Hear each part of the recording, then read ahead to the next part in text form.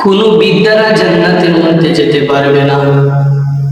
কেননা রাসূল করিম সাল্লাল্লাহু আলাইহি ওয়াসাল্লামের দরবারে এক বৃদ্ধা মহিলা এসে আরজ করলো, ইয়া রাসূলুল্লাহ, ইয়া হাবিবাল্লাহ, ও দয়াল নবী রাহমাতাল লিল আলামিন, আমার জন্য দোয়া করুন যাতে আমি জান্নাতের মধ্যে প্রবেশ করতে পারি।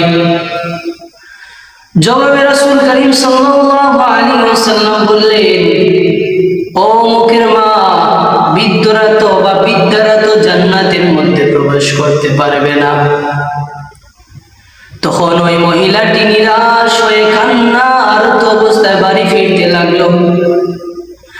তখন আমার নবী রাহমাতাল লিল আলামিন সাহাবায়ে কেরামদেরকে বললেন, ও সাহাবীরা, যাও ওই বৃদ্ধা মহিলাটির বাড়িতে যাও এবং তাকে বলে আসো, বৃদ্ধারা তো জান্নাতের মধ্যে প্রবেশ করতে পারবে না, বরং আল্লাহ পাক রব্বুল আলামিন তাদেরকে যুবতী করে জান্নাতের মধ্যে প্রবেশ করাবেন। সুবহানাল্লাহ।